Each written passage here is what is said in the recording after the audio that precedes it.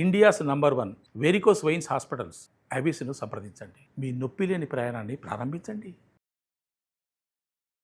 నమస్కారం గురువుగారు. శ్రీమాత్రేనమ్మ. గురువుగారు, మనకి ఏరువాక పూర్ణిమ వస్తుంది కదండి. అవునమ్మా. మరి ఈ ఏరువాక పూర్ణమికి ఉన్న విశిష్టత ఏంటి? ఈ రోజు ఏం చేయాలంటారు అసలు? తప్పకుండా తెలియజేస్తున్నాము. ముందుగా ప్రేక్షకులందరికీ శ్రీమాత్రే నమః, శ్రీ గురుభ్యో నమః.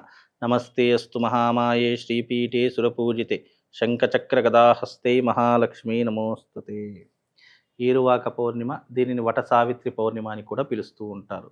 ఈ పౌర్ణిమ భర్త యొక్క ఆయు ప్రమాణాన్ని పెంచుకోవడానికి, భర్త యొక్క ఆయుష్కు ఎలాంటి భంగం కలగకూడదని ప్రతి ఒక్క గృహిణి స్త్రీలు ఆచరించేటటువంటి పౌర్ణిమ ఈ యొక్క ఏరువాక పౌర్ణిమ, వట సావిత్రి పౌర్ణిమ అని పిలుస్తూ ఉంటాము.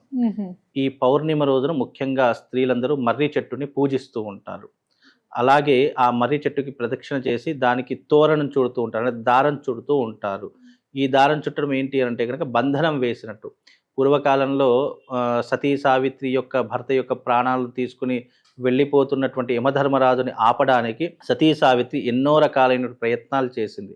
ఆఖరికి తన యొక్క భర్త ప్రాణాలు తిరిగి దక్కించుకుంది. కాబట్టి ఆమె సత్యవంతురాలు, ఆమె యొక్క నిజాయితీకి ప్రతిరూపకంగా, ఆమె యొక్క భక్తికి ప్రతిరూపకంగా ఏర్పడినటువంటి పౌర్ణిమే దీనిని వట సావిత్రి పౌర్ణిమ అంటారు. అంటే తన యొక్క భర్త యొక్క ప్రాణాలను దక్కించుకున్నటువంటి రోజు ఈ పౌర్ణమి, జ్యేష్ఠ పౌర్ణమి రోజున దక్కించుకుంది. కాబట్టి ఈ పౌర్ణిమకు ఇంత ప్రాధాన్యత కలిగింది. అందుకే వట సావిత్రి పౌర్ణమి రోజున చాలామంది గృహిణులు, ముఖ్యంగా స్త్రీలు ఏం చేస్తారంటే, అది కూడా ఎక్కడ దక్కించుకుంది, మర్రి చెట్టు దగ్గర దక్కించుకుంది. కాబట్టి ఆ మర్రి చెట్టుకి ఎవరైతే ఆ వట సావిత్రి పౌర్ణిమ రోజున పూజలు చేస్తారో, ఎవరైతే దానికి పూజాది క్రతువులు ఆచరించి మర్రి చెట్టు కింద భోజనం చేస్తారో, భర్త యొక్క ఆయు ప్రమాణం గట్టిగా ఉంటుంది.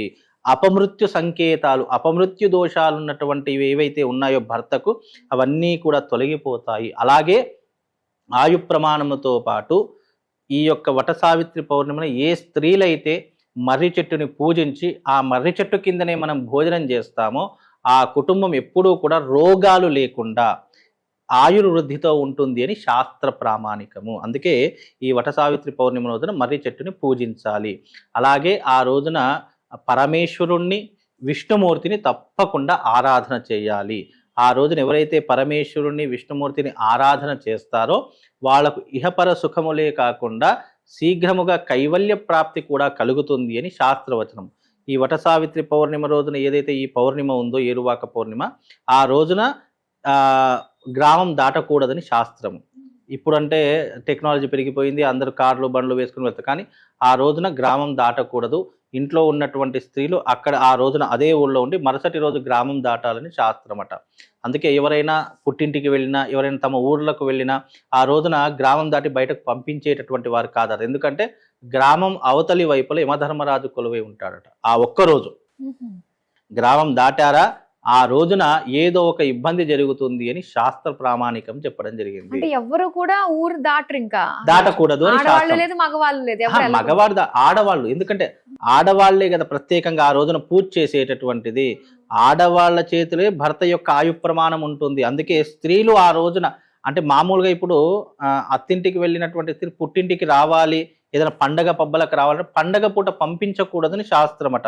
అందులోనిది వట సావిత్రి పౌర్ణిమ కాబట్టి ఇప్పుడు యమధర్మరాజు దగ్గర పోరాడి ప్రాణాలు, తమ సావిత్రి యొక్క భర్త యొక్క ప్రాణాలు దక్కించుకుంది. కాబట్టి యమధర్మరాజు ఏం చేస్తాడు, ఆ ఊరి పొలిమేరల్లో ఉంటూ ఉంటాడట. ఆ ఒక్కరోజు ఎవరైతే అక్కడ పొలిమేర దాటుతారో వాళ్ళ ప్రాణాలు తీసుకొని పోదాము అని చెప్పి ఉంటారో, అలాంటి ఇబ్బందులు జరగకుండా ఉండడానికి ఆ రోజున ప్రతి ఒక్క స్త్రీలు, పురుషుడికి ఏమి, స్త్రీలు గ్రామం దాటకూడదు.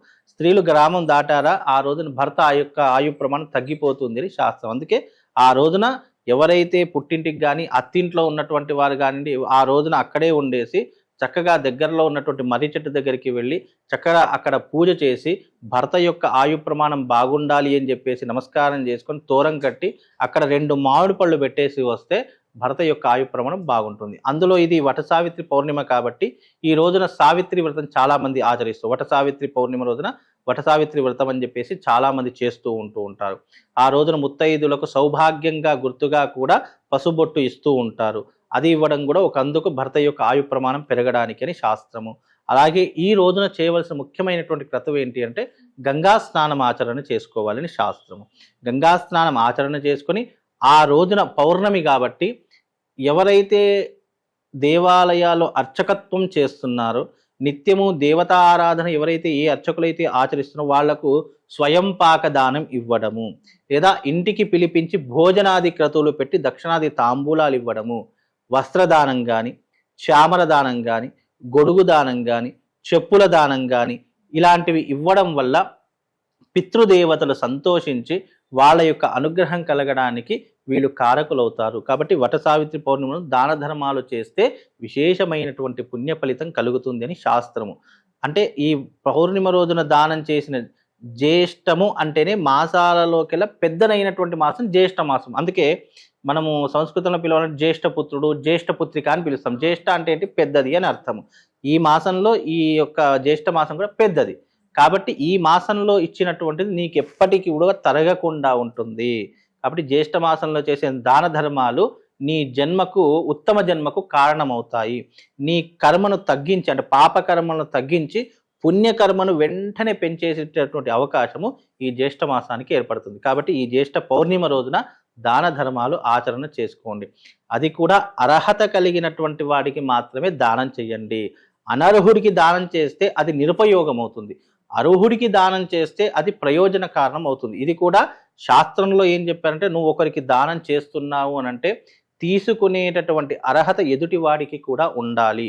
ఇచ్చే అర్హత నీకు ఎంతగా ఉందో తీసుకునేటటువంటి అర్హత కూడా ఎదుటి వాడికి ఉంటే దానం చెయ్యు, లేకపోతే దానం చెయ్యకు. దానికి బదులు పేదవాళ్ళకు దానం చేస్తే ఇంకా పుణ్యము పురుషార్థం ఎంతో కొంత వస్తుంది. కాబట్టి ఒక బ్రాహ్మడికి దానం చేస్తున్నావంటే తీసుకునేటటువంటి అర్హత కూడా ఎదుటి బ్రాహ్మడికి ఉండాలి. అలాగే ఈ పౌర్ణిమ రోజున ముఖ్యంగా అందరికీ ఒక మంత్రం చెప్తాను. ఆ మంత్రం చదువుకోవడం ద్వారా, అందులో ఈ పౌర్ణమి రోజున మాత్రమే ఆ మంత్రం చదువుకుంటే ఎవరైతే ఆర్థిక సమస్యలతో బాధపడుతున్నారో, ఎవరైతే అప్పుల సమస్యలతో బాధపడుతున్నారో, ఉద్యోగం రావట్లేదు, వివాహం కావట్లేదు అనుకున్న ప్రతి ఒక్కరూ కూడా ఓం శ్రీం హ్రీం క్లీం శ్రీం హ్రీం క్లీం అనేటటువంటి మంత్రాన్ని చదువుకోండి. ఈ బీజాక్షరాల మంత్రం ప్రభావం వల్ల ఉద్యోగం లేనటువంటి వారికి ఉద్యోగం, వివాహం కానటువంటి వారికి వివాహము, ఐశ్వర్యం లేనటువంటి వారికి ఐశ్వర్యము, అప్పులు ఉన్నటువంటి వారికి అప్పుల సమస్యలన్నీ క్లియర్ అయిపోతాయి. ఎక్కడ చేయాలి? మళ్ళీ మర్రి చెట్టు దగ్గర నీడలోనే చేయాలి. ఎక్కడ పడితే అక్కడ చేస్తారంటే కుదరదు. ఆ రోజున భూమి మీద అతి శక్తివంతంగా మారేటటువంటి వృక్షం ఏదైనా ఉంది అంటే అది మర్రి చెట్టు అని శాస్త్రము. ఆ రోజున ఆ మర్రి చెట్టు ఏమవుతుందంటే అత్యంత శక్తివంతంగా మారిపోతుంది. మహాశివరాత్రి రోజున శివుడికి ఎంత శక్తి ఉంటుంది అని మనం విశ్వసిస్తామో, వట సావిత్రి పౌర్ణిమ రోజున మర్రి చెట్టుకి ప్రాణశక్తి వస్తుందట. ఆ మర్రి చెట్టులో పరమేశ్వరుడు, విష్ణుమూర్తి ఇద్దరు కొలువై ఉంటారట ఆ రోజున. కాబట్టి ఆ రోజున ఎవరైతే ఆ చెట్టు నీడలో ఓం శ్రీం హ్రీం క్లీం, ఓం శ్రీం హ్రీం క్లీం అనేటటువంటి మంత్రాన్ని ఉచ్చరిస్తారో మీకు అనుకున్నటువంటి కోరిక తొందరగా నెరవేరడానికి మీకు మన పరమేశ్వరుడు, విష్ణుమూర్తి ఇద్దరు కూడా అనుగ్రహిస్తారట. కాబట్టి ఈ మంత్రాన్ని మర్రి చెట్టు నీడలో చేసుకోండి, మీ ఇష్టకామ్యార్థులన్నీ తొందరగా నెరవేరుతాయి. కానీ అంత బాగుంది, కానీ మర్రి చెట్టు మనకి చాలా కష్టం, అరుదుగా ఉంటుంది కదండి. అయ్యో చాలా చెట్లు, ఇప్పుడు మర్రి చెట్టు అంటే ప్రతి ఒక్క దేవాలయంలో ఉంటుంది. మర్రి చెట్టు ఉంటుంది, రావి చెట్టు ఉంటుంది, వేప చెట్టు ఉంటుంది, అన్ని దేవాలయాల్లో ఉంటాయి. దేవాలయాలు లేకపోతే పల్లెటూర్లలో అనుకోండి మనకు చాలా మట్టుకు కనిపిస్తాయి. సిటీలో అనుకోండి కంపల్సరీగా ఏదో ఒక దేవాలయంలో మర్రి చెట్టు ఉంటుంది. మర్రి చెట్టు ఉంటుంది, లేదంటే మర్రి చెట్టు ఊడలు ఉంటాయి, లేదంటే మర్రి చెట్టు ప్లస్ రావి చెట్టు కలిసినటువంటి కూడా ఉంటూ ఉంటాయి. లేదు అని అంటే కనుక మనకు ఎక్కడైనా మర్రి చెట్టు చూసుకొని ఆ ప్రదేశంలో కూర్చొని చేసుకున్నా సరిపోతుంది అనేది. అంటే ప్రామాణిక అట్లా పూర్వకాలంలో అట్లా లేదు కదమ్మా. ప్రతి దగ్గర మర్రి చెట్లు ఉండేటటువంటి చక్కగా పూజ చేసేటటువంటి వాళ్ళు ఇప్పుడు కూడా దొరుకుతున్నాయి. కానీ కొంతమంది చూస్తే ఏమనుకుంటారో అనే భయంతో చేయనటువంటి వాళ్ళు కొంతమంది ఉన్నారు. అది ఇక్కడ చేస్తే ఏదో ఎవరైనా ఏమైనా అనుకుంటారనేటటువంటి భయంతో చేయనటువంటి వాళ్ళు కూడా చాలా మంది. భయం మనిషిని ఎంత దిగజారుస్తుంది అంటే ఎవరో ఏదో అనుకుంటారని వీడు చేయకుండా మానేస్తాడు. అప్పుడు నష్టం ఎవరికి? వీడికే అవుతుంది. కాబట్టి మన లైఫ్ మనం బాగుండాలంటే ఎవరో ఏదో అనుకుంటారని నువ్వు అక్కడ ఆగిపోకుండా ఉంటే నీ జీవితం ఎప్పటికైనా ముందుకు వెళుతుంది. మన జీవితం మన కోసం బాగుపడడం కోసం చేస్తున్నావు, అది మనం ఆలోచన చేసుకోవాలి. ఇప్పుడు ఈ మంత్రం చేస్తే నేను బాగుంటాను అని చెప్పి నువ్వు ఎప్పుడైతే అనుకుంటావో అప్పుడు నీ జీవితాన్ని ఎవరు ఆపరు. కాబట్టి అలా చేసుకోవాలి. ఎవరో ఏదో అనుకుంటారు, అయ్యో ఇక్కడ నేను చూసుకుంటే ఉన్నవాడో లేనివాడో నాకు తెలిసినవాడు వచ్చి ఏదో అనుకుంటాడేమో అని ఎప్పుడు కూడా ఎక్కడ డ్రాప్ అవుట్ అవ్వకూడదు. అలా అయ్యారంటే నీ జీవితం అక్కడే ఆగిపోతుంది. అంతే. అలాగే స్త్రీల సౌభాగ్యం గురించి ఇంకా చిన్న చిన్న ఏ కోరికలు ఏవైతే అవును. ఉంటాయో అవన్నీ కూడా నెరవేరుతాయి ఈ పర్టికులర్ రోజున అని చెప్పేసి మాకు తెలియజేసినందుకు ధన్యవాదాలు. శ్రీమాన్